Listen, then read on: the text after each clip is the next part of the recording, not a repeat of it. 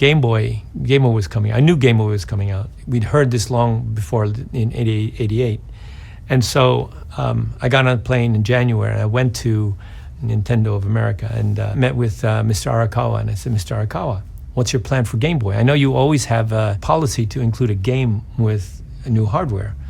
So what's your plan? And he said, well, I'm going to include Mario. And I said, well, I got a better game. It's Tetris. And he already knew about Tetris because people were playing it. And I said, if you want little boys to buy your Game Boy, include Mario. If you want everyone to buy your Game Boy, include Tetris.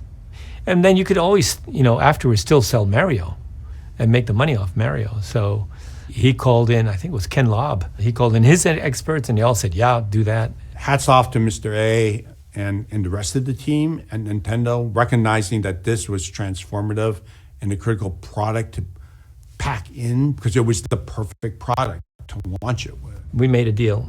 I shook hands on that. I didn't have the rights. I said, I'm going to go to the Soviet Union and get those rights.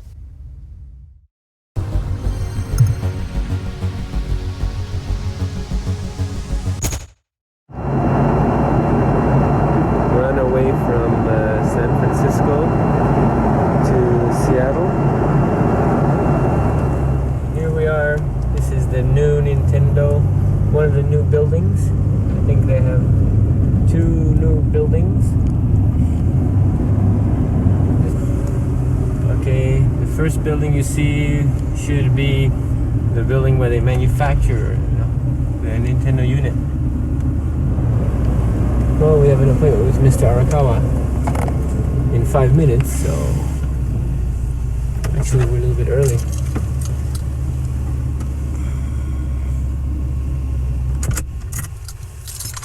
Let me introduce you to Mr. Ota. This is Mr. Ota from Nintendo of America. He's probably the most important Japanese person in America next to Mr. Arakawa. That's not true. This is a sample of the way Nintendo merchandises products.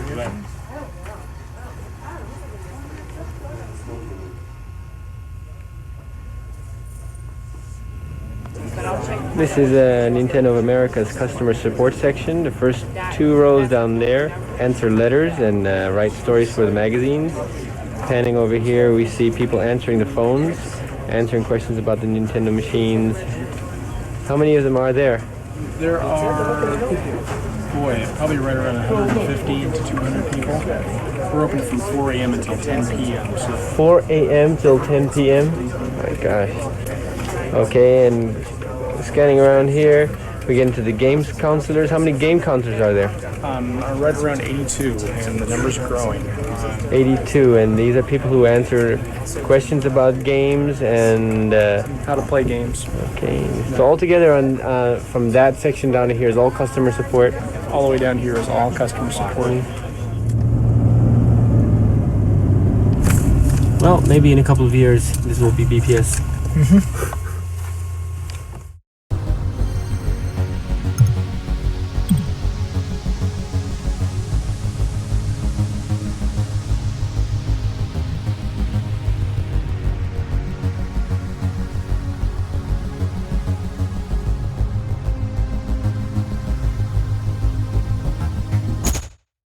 Robert Stein, he was the closest to Moscow, and we were communicating by fax for the handheld rights. He kept on putting me off, and he sends me a fax. He says, I'm going to go to this whatever trade show in Germany, then I'm going to Moscow, I'll be there for a week, there for a week, then I want you to come.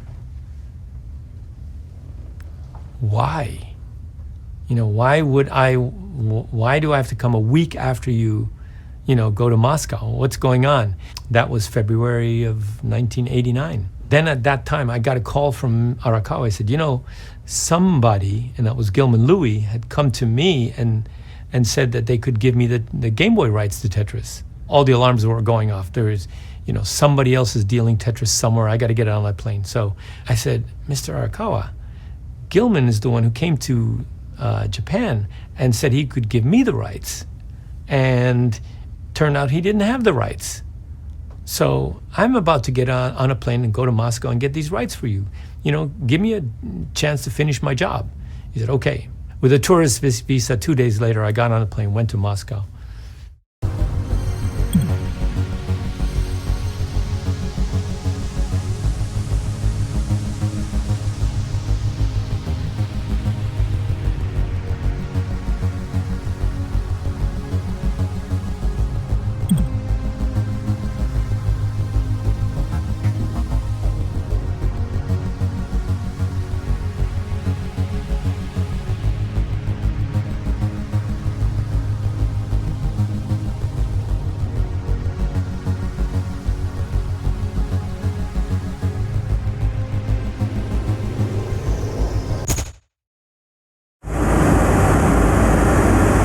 I get on a plane with a tourist visa, not knowing anybody or anything. There she is. The St. Basil.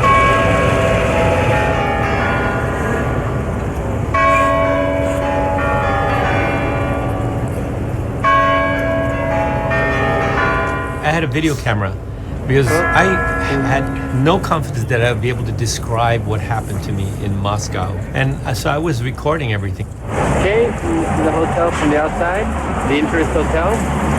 Actually, it looks wonderful from the outside. This is my room in the Interest Hotel.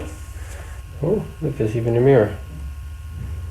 There's a TV. This TV, I tried to plug it in last night, and sparks started coming out of the machine. This is Moscow. It looks pretty gray. That's because it's pretty gray.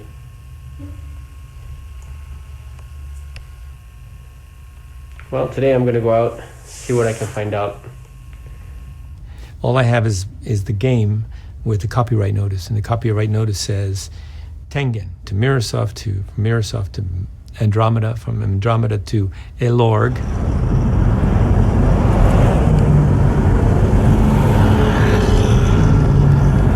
I had a bitch of a time finding Elorg.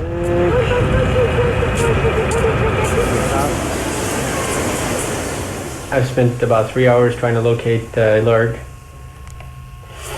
Watching video of Hawaii because the TV doesn't work, the radio doesn't work. I've read everything I could read. I'm waiting for a phone call from Japan. They're gonna tell me where the Moscow Book Club is, because I'm sure I won't be able to find out by asking people here. My strategy was I was going to find a Go player in the Soviet Union. So I had gotten the address of the Russian Go Association. They made some phone calls for me, set up a Go game. And so the next morning, I had a chance to play Go with the third strongest Go player in the Soviet Union. He was also a 6 dan, just like Mr. Yamauchi. And like my father, he's also a 6 dan. I got smart this time, and I have hired a car. The next day, we hired a limousine. Driver in the mirror. I wonder if we can. Maybe it's too dark to see. So, what's your name? Как зовут? My name is Victor. Victor. Victor. I see. Okay. I get back to my hotel, and in the hallway of the hotel, all of a sudden I see an interpreter. And it's like, interpreter's like, oh my gosh, of course, I should hire an interpreter. To the left, you can't see it. It's there is rink. one of the biggest swimming pools in Moscow. But it's not a swimming pool now, I bet. It's a skating rink or something? No, it's swimming pool. It's open all the year round. And people swim there now? Yes. Wow. So I have a very lovely interpreter. And her name is... My name is Allah. Your name is Allah. And so I said to him, Allah, can you help me find Elorg? And she looked at it and said, oh yeah, I know where Elorg is. She knew that right away. And I said, that made me suspicious. It's like she already knew what I was looking for.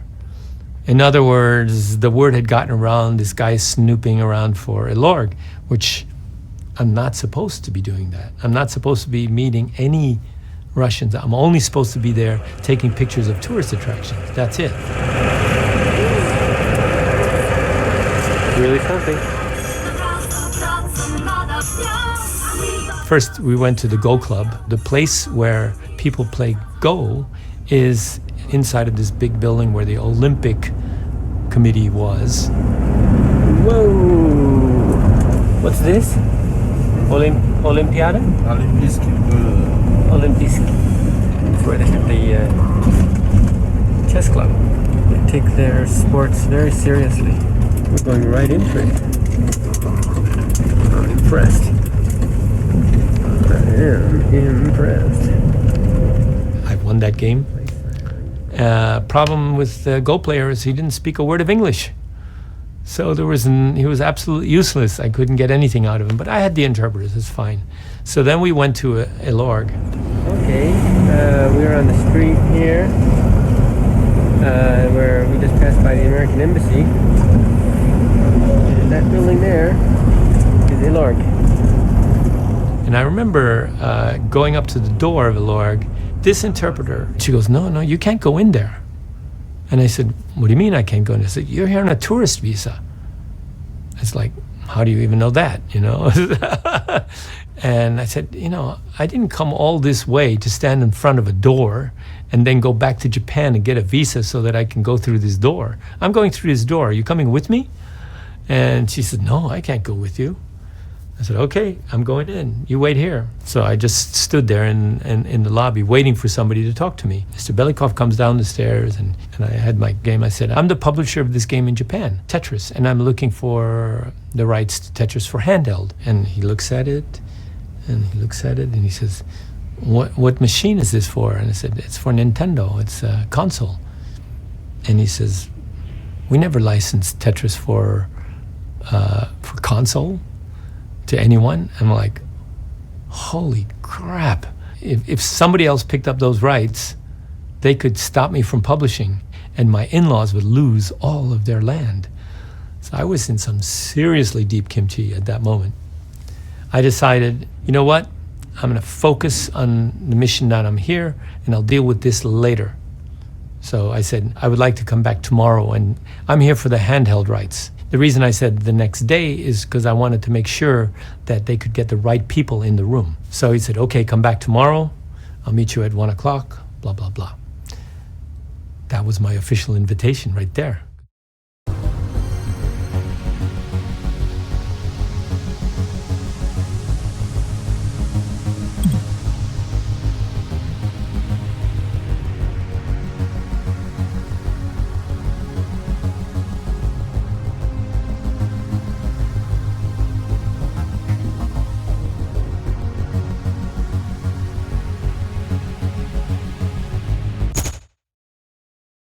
The next day I went back, I get escorted into this room. On one end of the long table, there are 8 people, something like that, sitting on the other side. I'm sitting by myself on this side, and we're about to start the 3rd degree.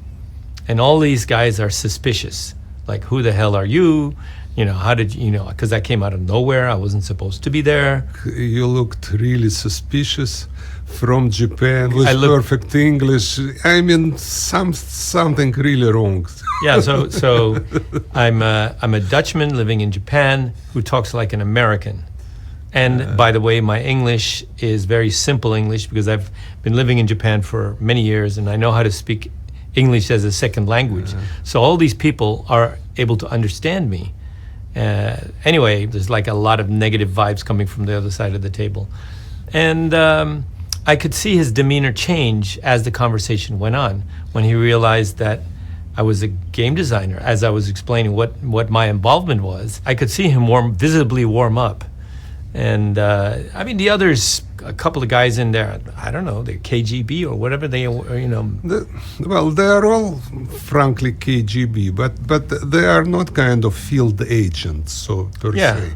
Mostly they sell weapons, I believe, to the other country.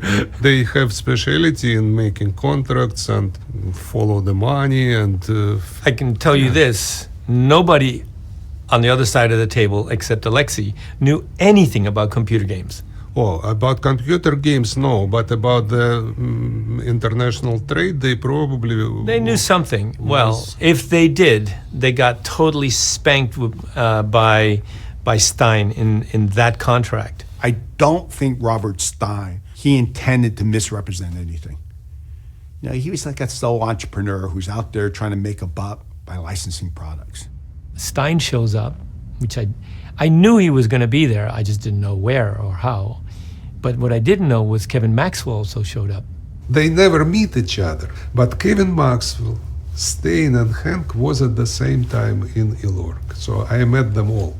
So now there were 3 people in Moscow at the same time trying to get the Game Boy rights. We were supposed to have all rights, not just PC and Mac, but it kind of came out that I'm not sure Stein had all the rights that he needed with this Elord programmer. We found out that Stein started selling the other platform, which we never considered him to have. We were furious when we heard about this. The deal that had been made was between Elorg and Robert Stein, which is Andromeda, for the computer. By the time this deal gets to Microsoft, they read the contract that says, the computer. Oh, that's everything. We got everything. Up until that point, I thought we had all the rights, right? Because Stein represented that as such. Stein had licensed arcade rights to Tengen, because they were an arcade company, and to Sega. And he didn't have those rights.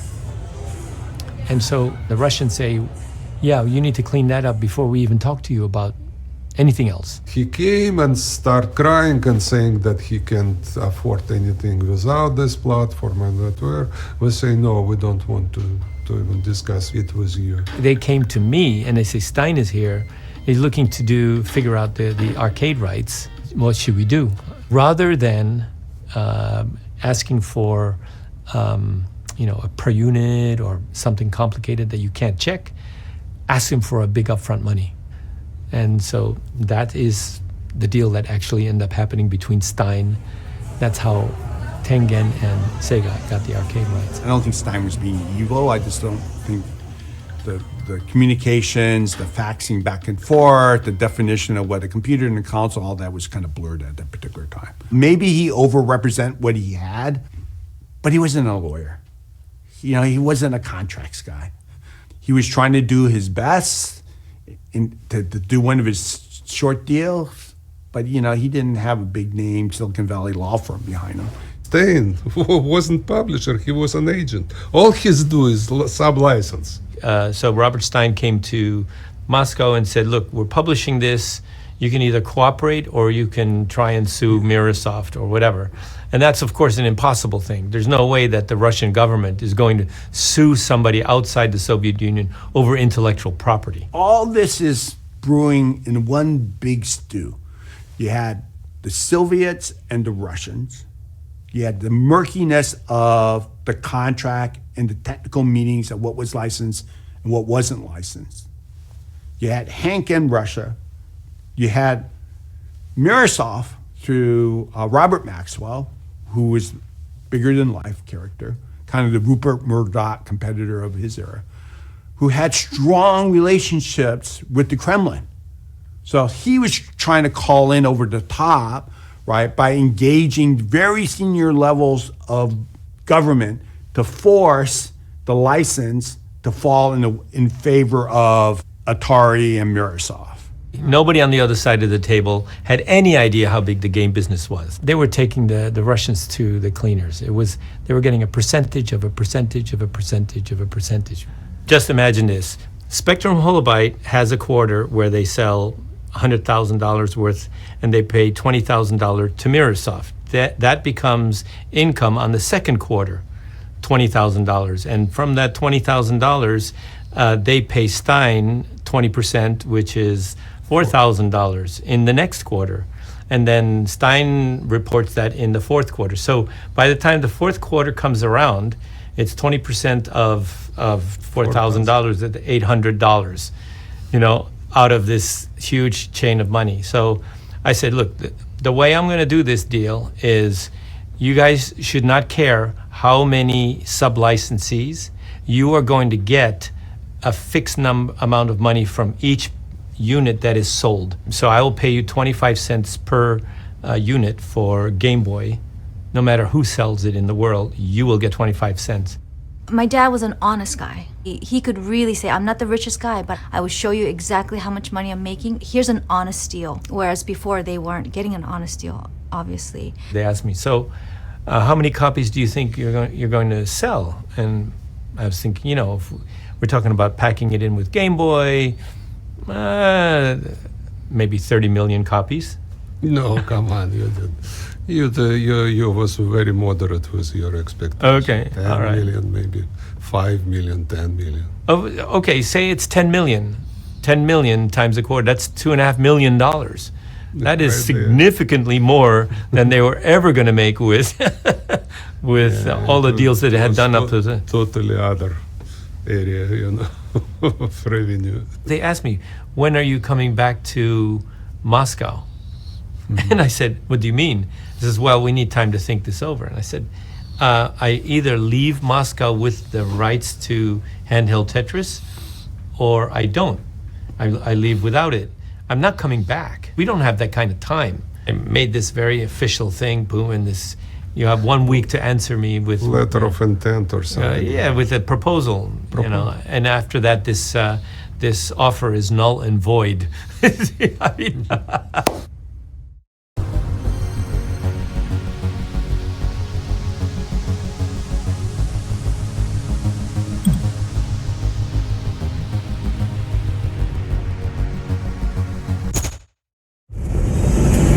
Good morning.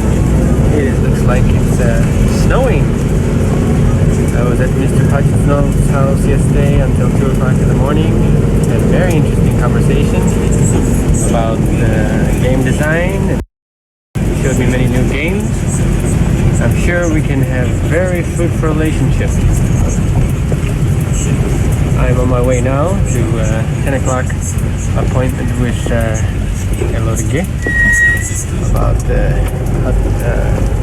obtaining the rights to handheld Tetris.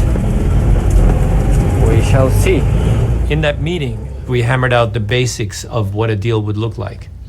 And I said, I'll get you a contract. It took 8 hours to make a phone call out of the Soviet Union to anywhere. I make the phone call to my lawyer in Tokyo. I do it before I go to sleep so that if they call me during the night, then I'll be there. And I wake up in the morning, sure enough, it takes about 8 hours. I said, okay, I need a contract. I have to explain every word, so it can't have any big words. It can't be more than 20 pages because I have a limited amount of time to explain this. It has to be a fair contract because I'm not going to have time to go back and forth. This contract has to work the very first time.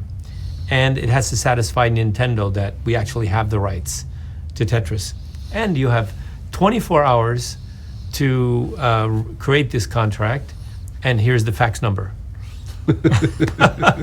So 24 hours later, this contract appears. To them, they'd never seen a contract that was that fair. Hank is very good partner. We decide that we want him. And by the way, since then I found out they used that contract as the basis for all their contracts after that. Including myself, I use this contract a lot. So yeah, we signed a contract. For handheld? For handheld on Friday. Then they asked me, would you like to do another contract for console? And I said, sorry, but I can't. The company I licensed from, they're a big litigious company. I had read the Atari contract, and my lawyer said that there's a clause in there that says if we don't have the right, you have to help us get it. How the hell did that get into the contract? It's like, oh my God, this is litigation. I have to go back and figure out whether I can do this or not.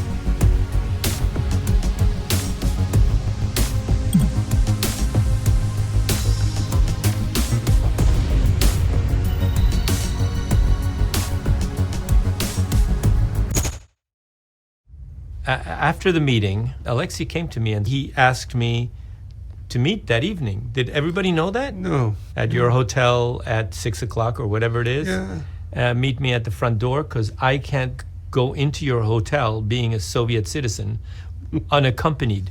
It felt a little clandestine, you know? You want to show me something important. I had brought with me a Sharp Famicom, and I had a little portable videotape player, tiny videotape, and it had a screen that had a RCA in. I wanted to show him Tetris on Nintendo. He'd never seen it. Yeah.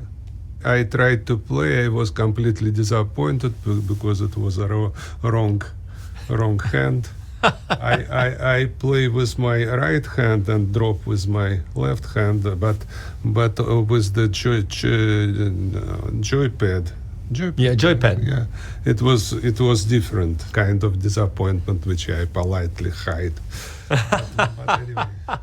And probably the same day, maybe next day, we went to my apartment because I was desperate to show him my other games. He was the first professional game designer I ever see in my life. So basically, it was important to at least hear his opinion. Maybe he would be interested in publishing something or whatever, but what is important, I don't know. I am out of this world. So that's why I take some kind of risk to inviting him. Saturday and Sunday, basically, we had no meetings. You took me on a tour. Today is a wonderful day. We have done most of our business. Today we are sightseeing with Mr. Pajitnov. This building like a false teeth. We are just about arriving at the Red Square. Yes. Or I should say the Kremlin. It's supposed to be 9 churches in one.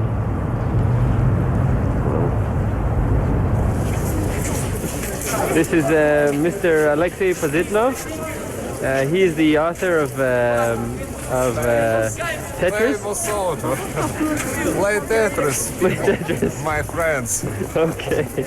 That's it. Bye bye. So, you have to see my barb. I'm Russian people. Beard. Beard. Barb is in French. I see. This is Arbat Street. There's a lot of free activity going on here, like music and poetry being read and art being shown. And here's the artist, and she's. Hi. Just bought a very nice little book from Arbat at Arbat Street. And the next day he invite me to Japanese restaurant.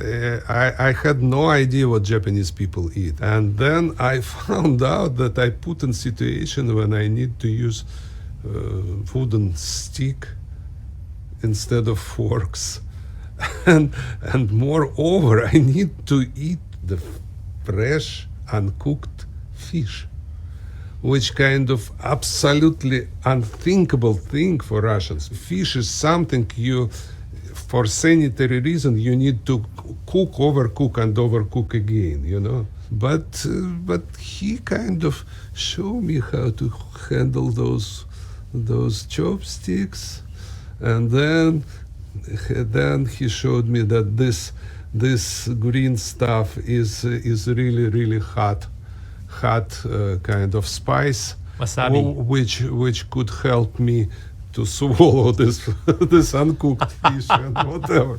So basically, I managed to be okay. You managed to be okay. Yeah. Guess what his favorite food is now?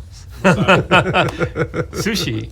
You know, a little taste of Japan. And strange restaurant, very fancy, but they don't manage to cook the fish, the most cookable kind of food out of anything else, you know. Yeah, oh my goodness. That was another quite an experience for me, yeah. Besides Nintendo machine, which is upside down device.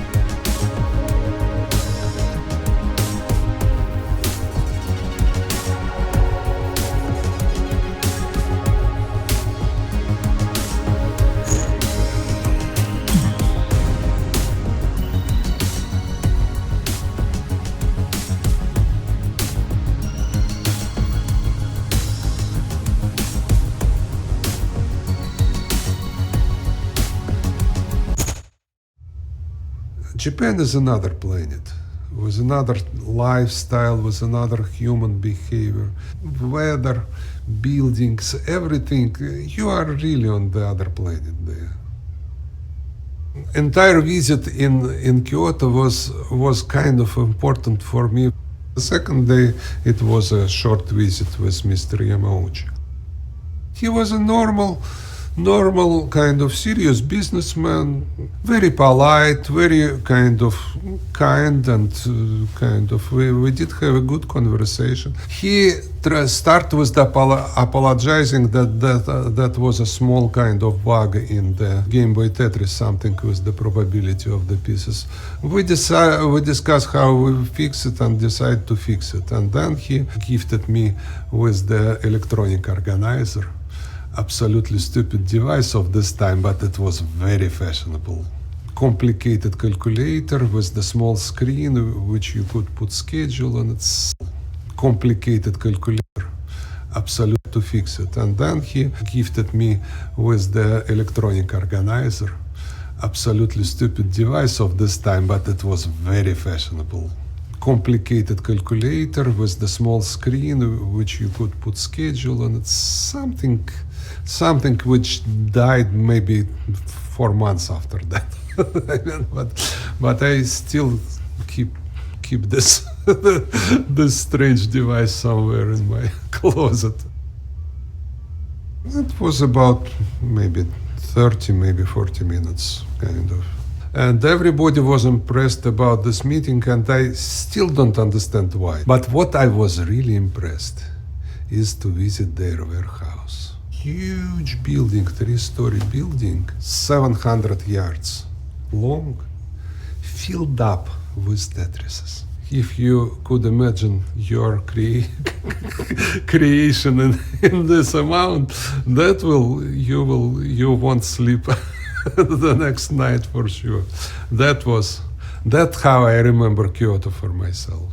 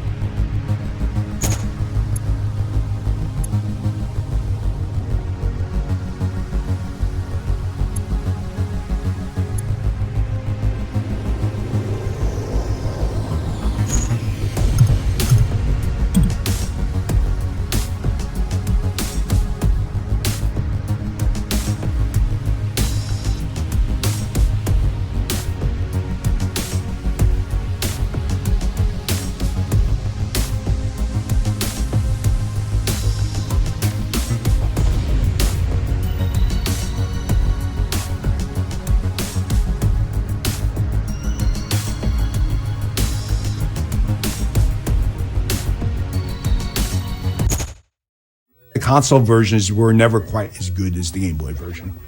I think Game Boy Tetris for me was like the game that I played the most. I think it was such a game changer, right? Because we're already playing the Famicom, like NES type games at home, but then now you can take that everywhere. I remember like going to Disneyland or going on trips, and we would have the Game Boy, we would link it up and play together. Game Boy looks for me like a device for Tetris, by default. With the small screen, with the good resolution. Buttons work well, music was excellent. I did play Mario on it, but Tetris is much better on the Game Boy, at least for my opinion. People think the Game Boy version was probably the perfect game.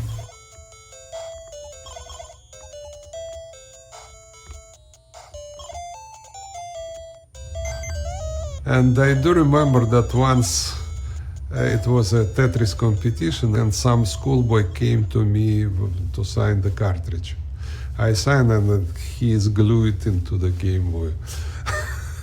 I was very impressed with this. So for me, Tetris is really literally glued in the Game Boy. So if you remember Game Boy, you can't forget Tetris. Historically, they are together.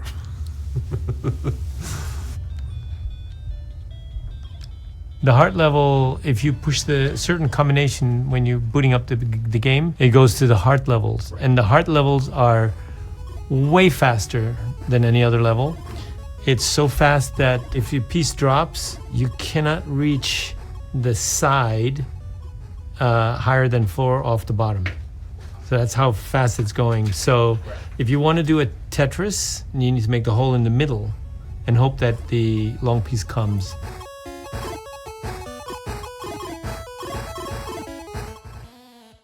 Oh, shoot. I saw so many versions on home computers and other devices. So for me as a designer, it wasn't anything really exceptional. But it was a really decent, very good version. Probably that was the best version if to not take in account my own computer version, which was much better for me, of course, because I made it. Yeah.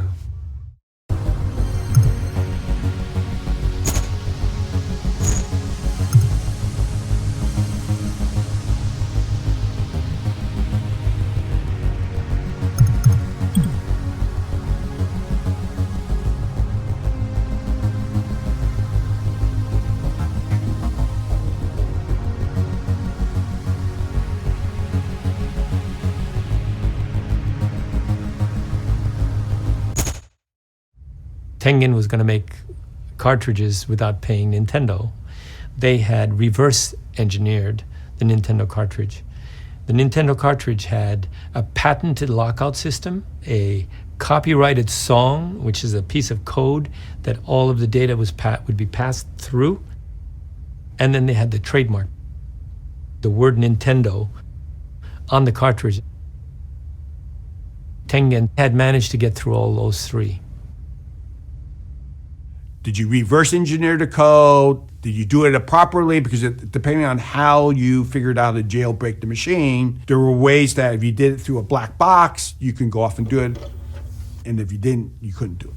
Nintendo was in court with them. That was going to take time. By that time, Tengen's first game would have come out already. What was their first game? Tetris.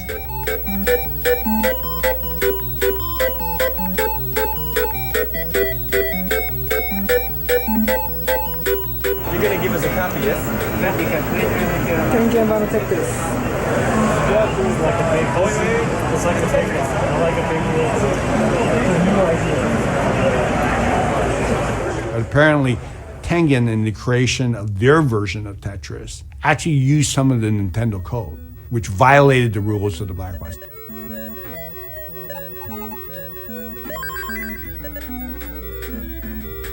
So if they could stop Tetris, that would put Tengen back a long time. So I go back to Japan, I call Arakawa, I said, this is and this and this is what's happening. He said, get us the right to Tetris. What happens when Atari Games sues me? We will protect you. It's like, okay. So I found myself a month later, I'm back in the Soviet Union. I said, yeah, I'm ready to do a deal for the console rights. And do you need me to bring the president of Nintendo? And they said, yes. And they came on a clandestine mission. Everybody at Nintendo of America thought they were in Japan, but they actually flew to London and from London to Moscow. We went through a week of negotiation. So I ended up getting Nintendo the rights to console worldwide, and then they licensed back to me in Japan. So my in-laws' property stayed intact.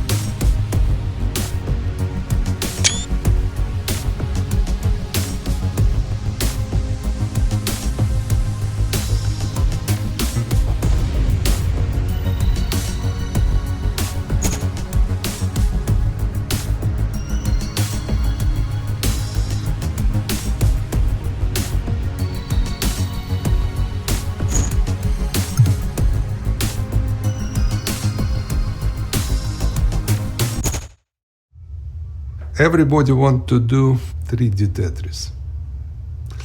And it was a version of 3D Tetris called Blockout. And I really hate it. A version of 3D Tetris called Blockout.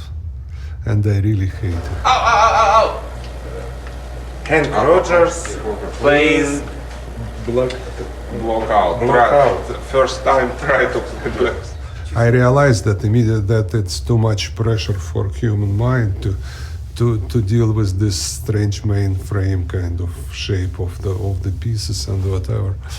It was possible to play for maybe 5-10 minutes, but then you kind of get away. This is Andrei Snever, the main programmer and Docker company. Made this first well-dressed prototype. One of my friends do a very good prototype. I don't even remember what the game was about, but he kind of have a very good design of this welt, kind of three walls on the bottom. So I decided that for Tetris it would be very interesting to try. Make each Tetris screen be a side of a wall and have the pieces fall, and you can go around the side of the wall. Shape of the field delivered a really strong feeling of 3D, but it doesn't spoil the game with the overloading mind. That was very important. It very interesting kind of phenomena happened with the piece. At the bottom, on the edge, partially on one and partially on the other, it kind of splits on the bottom. It was addictive. It was a natural sequel.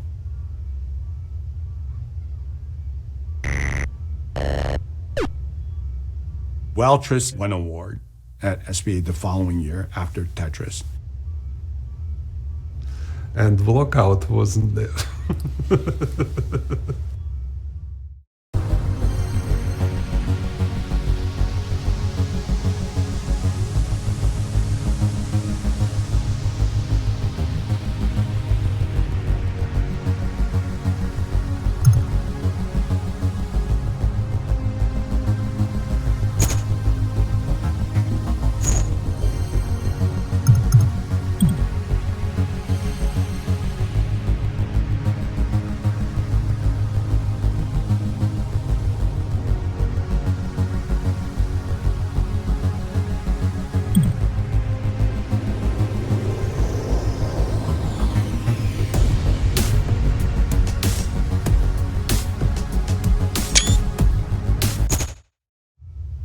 I do remember that one of my first very original game, I called it Crowd.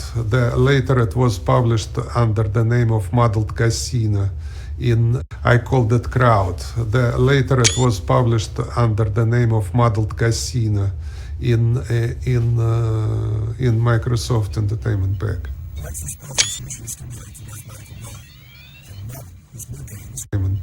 Casino in Microsoft Entertainment Pack.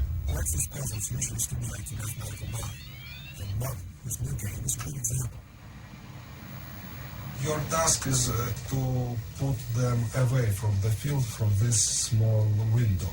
In this order. This will be first. You have this crowd and you call them either to left, either to right, either up, either down, but every time the different subsets going on. You model them and you miss them a lot while you operate with them.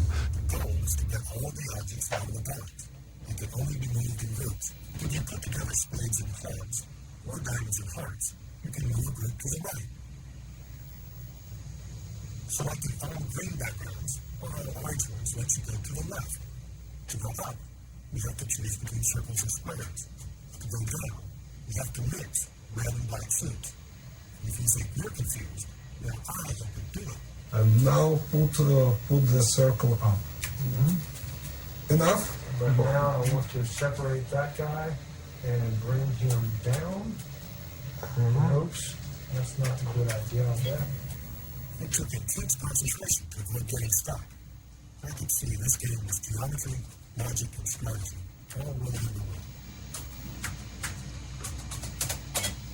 You made it. Okay. You see, this game is rich enough. I don't know. I like it very much, but maybe it's a little bit complicated. Right now, I understand why you call it muddle, because my mind's kind of a muddle right now. That was my very first, very original game which I produced. For me personally, the best kind of pleasure is the pleasure of intellectual activity. So this kind of pleasure I would like to present to my customer, to my players.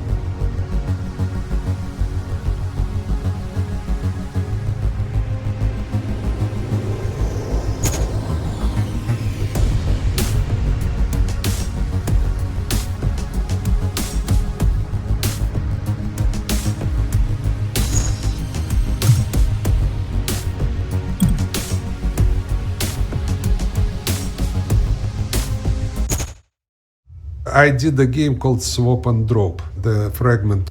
I did a game called Swap and Drop, the fragment of the pieces, which kind of in pair goes down, and you could swap them and shift together. That's how it worked. And we did two different games out of it. Tetris with the heads, those heads going this way, and you need to collect the pile of 5 heads, and they have different property. I like Tetris very well, and hand published it for Nintendo, but for Nintendo it didn't, for Famicom it didn't work very well.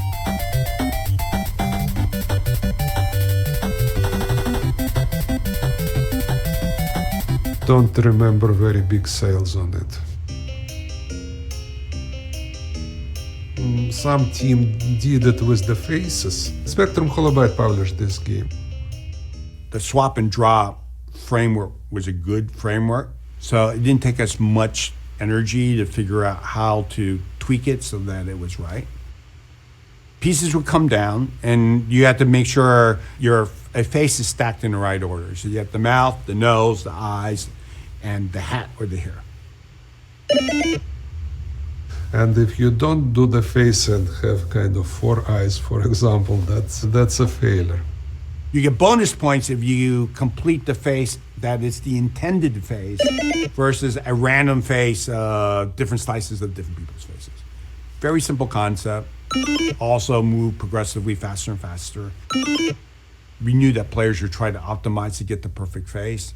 That ultimately worked against you. Because if you were getting the perfect face, you were creating new problems over here on the other sides of the stack. And that's part of the kind of the game mechanic for that particular game. I didn't like it very well, this faces idea. It didn't fit my feeling that we could play with human faces this way. But they were very fascinated to put Gorbachev with Thatcher eyes and Gorbachev kind of bald stuff and whatever. Wasn't very successful, but probably broke even.